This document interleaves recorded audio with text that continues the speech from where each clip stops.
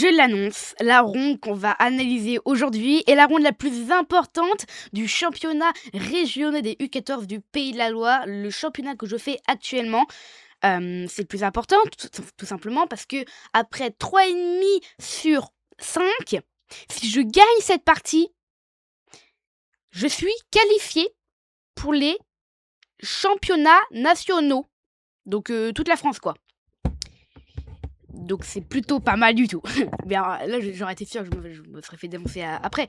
Mais au moins pour être sûr de me qualifier, etc., et pour avoir beaucoup plus d'expérience, je dois gagner cette partie au minimum, faire un match nul. Vous voyez. Mais si je la perds, ça passera pas. Ici, j'étais les noirs pendant cette ronde-là, et je me battais contre eux, enfin, j'affrontais plutôt Ewen, donc 1761, et sachez que c'est feed, hein, c'est pas sur Chesscom, c'est feed, donc feed, ça équivaut à peu près à 2200, 2300 Chesscom, je sais pas, un peu moins, je sais pas trop. Moi, je me référencie à ça, je suis 1700 et 2300 sur Chesscom, mais lui, je sais pas trop, ça se trouve, il joue pas, je sais pas. En tout cas, ici, donc après le match nul, je suis redescendu à une table ou deux. Je suis à la table 6 et on est à la ronde 6. Comme quoi, c'est le destin. Et lui, son club, c'est Sègre. Son club Sègre. Je connais pas.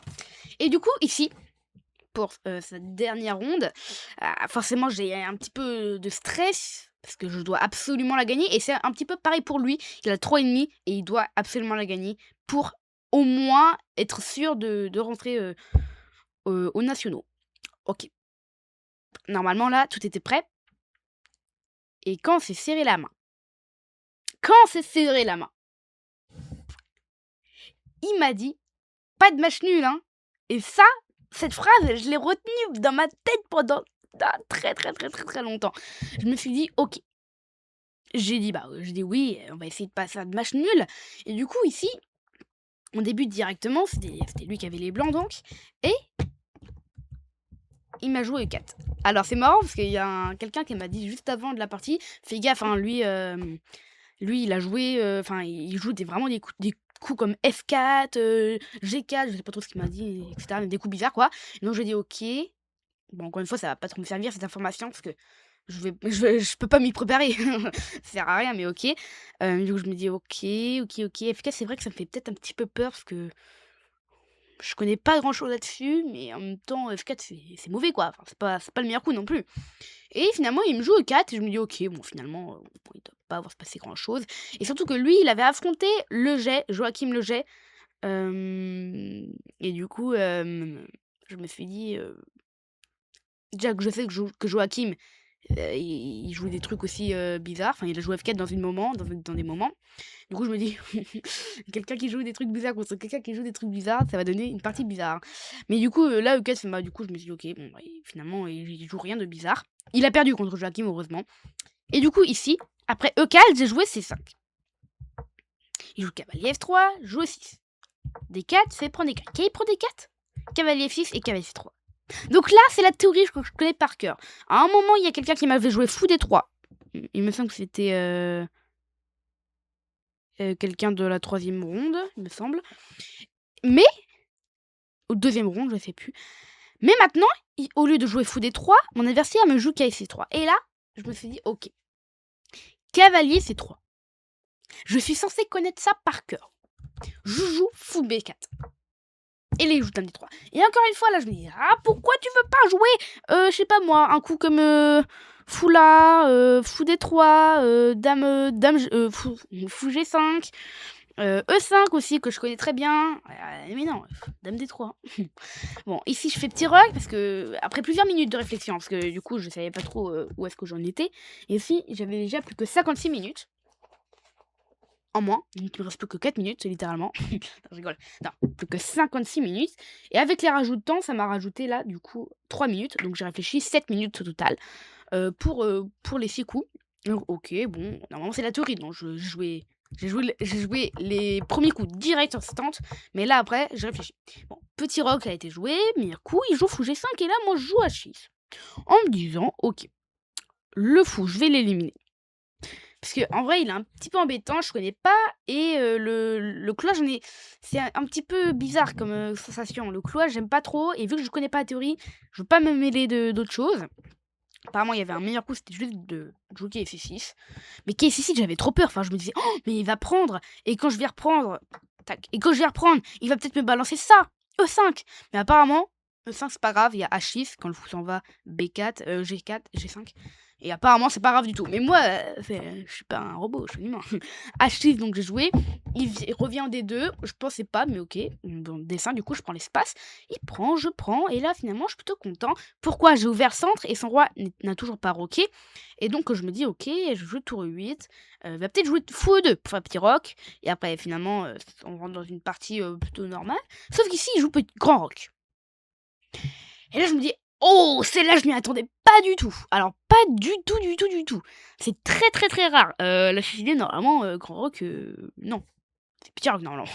Normalement, c'est petit roc, sauf dans les lignes que je connais pas comme celle-là, ou dame avec dame D3. Mais du coup, ce grand roc, ça m'a ultra méga surpris. Du coup, j'ai commencé à faire une petite imprécision ou une grosse erreur, on sait pas. Fou prend C3. Fou prend C3. En fait, j'avais une idée derrière la tête, c'était de m'installer un cavalier très, très fort en E4 et comme ça, après, je pourrais peut-être faire des trucs comme ça avec mon cavalier et ma dame, ça pourrait être bien. Enfin, c'était pas le meilleur coup. En fait, il fallait juste encore développer le cavalier, KF6, il y avait vraiment des idées tranquilles. Bon, fou prend. Fou prend. S'il faisait dame prend, ici, j'avais Kayla. Bon, c'est pas si grave que ça, je pense, mais ouais, je pense que dame prend, c'est une petite imprécision, mais pas plus. Ouais, voilà. Petite imprécision, mais pas plus. Bon, prendre du pion, ça lui a redoublé. Donc, fou prend, très bon coup. Ok. Je joue cavalier E4. Cavalier E4. Juste après ce coup-là, il me restait plus que 45 minutes. Ici, il joue dame F3. Et dame F3, j'avais anticipé bien sûr ce coup-là. Mais j'ai re-regardé encore une fois et je me dis, en fait, cette ligne, elle est ultra méga intéressante. Parce que j'ai ma dame qui peut venir ici. Et en vrai, s'il met pas son fou, il est presque mort. Je sais pas si vous arrivez à analyser, mais qu'après dame G5, ce que j'ai joué, si il couvre pas l'échec et qu'il joue par exemple le roi là, c'est une énorme gaffe. Ici, j'aurais fou G4. Et en fait, sa dame, elle est... j'arrive pas à dire, elle est pas clouée, mais on va dire que c'est une attaque double, quoi. On ne rappelle plus du terme. Et bref, et du coup, ici, après ça, j'aurais été quand même pas mal. Ouais, j'appelle ça parce que j'ai oublié le terme. C'est pas le clouage, il y a tellement de trucs. Je ne me rappelle plus. Bref, du coup, ici, je me suis dit, je joue dame G5. C'est pas le meilleur coup, mais si j'arriverais à échanger sa paire de fous contre mon cavalier, ce serait pas mal. Même si mon cavalier était fort, bah en fait, j'avais plus d'idées. Parce que prendre le pion, bah non, il y a la dame. Prendre le cavalier, bah il y a aussi la dame. Le fou, pardon. Donc ouais, finalement, je voulais l'échanger. Donc fou là, ok, prend. Encore une fois, il pouvait rien faire d'autre, on va dire, que faire tour prend.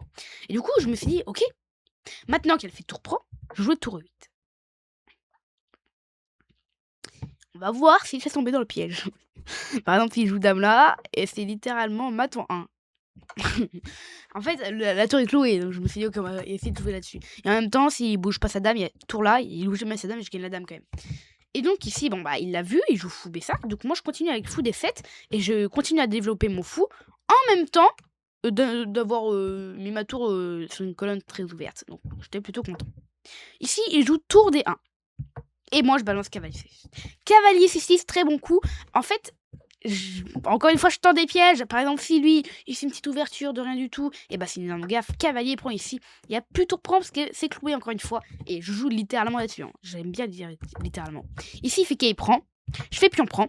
Encore une fois, un petit piège. S'il s'en fout, il revient là, là ou là. Il y a encore fou là. Et je fais ça.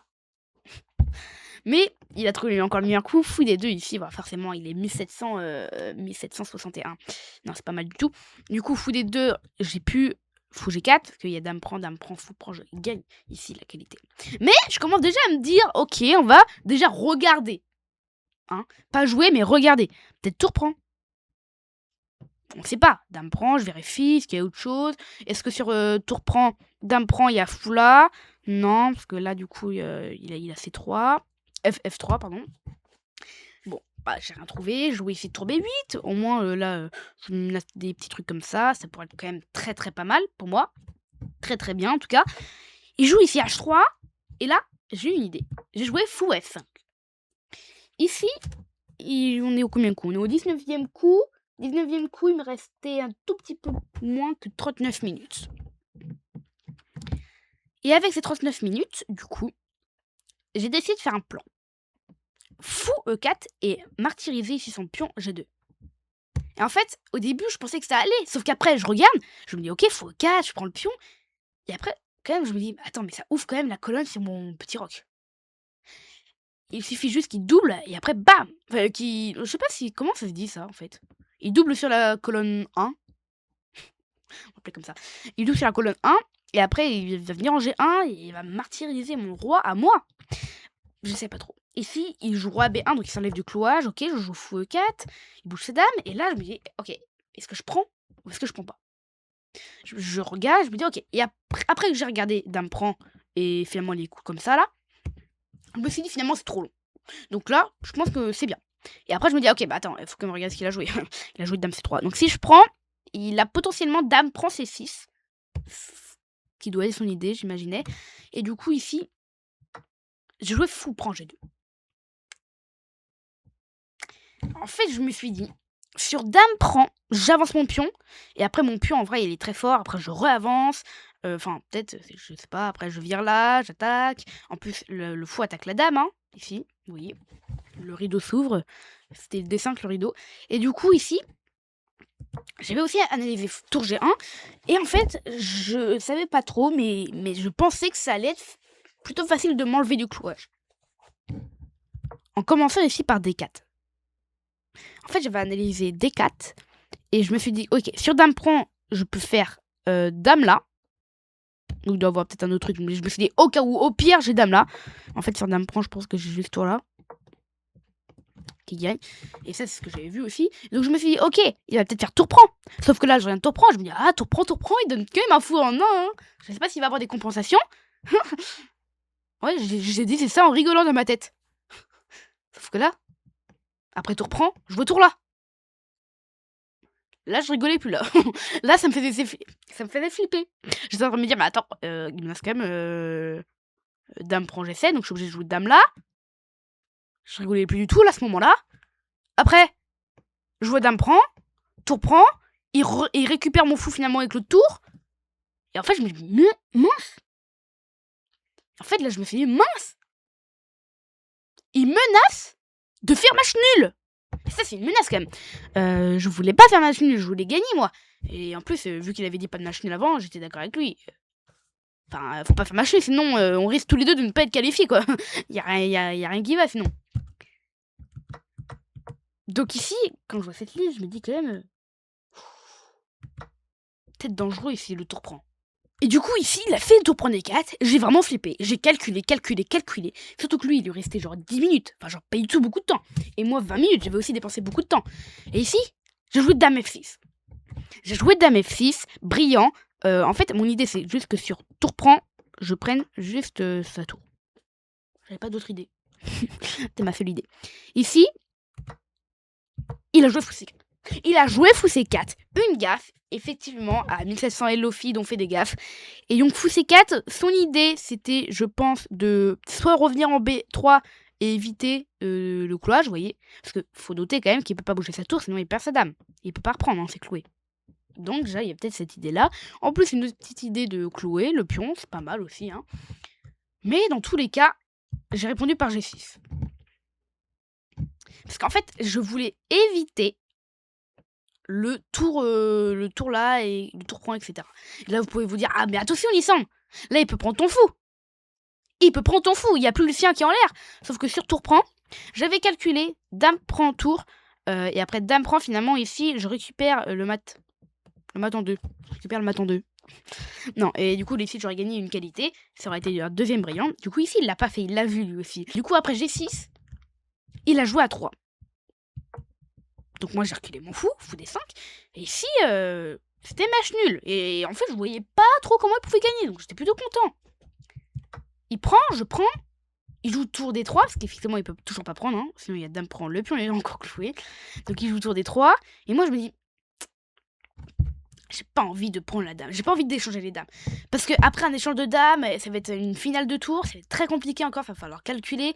C'est pas que j'avais pas envie de calculer, mais c'est que j'avais envie de lui complexifier la vie. Surtout que lui, il avait 2 minutes à ce moment-là, moi j'avais encore 20 minutes, parce que je jouais plutôt vite, j'essayais de jouer vite, pour essayer de faire tomber autant, vous voyez, il y avait un truc comme ça, mais en même temps, il y avait une autre partie de moi qui disait, attention Lisandre, hein, t'as encore 20 minutes, t'as encore le temps, quoi, t'as encore l'un tiers de tout ton temps au démarrage, donc c'est encore énorme.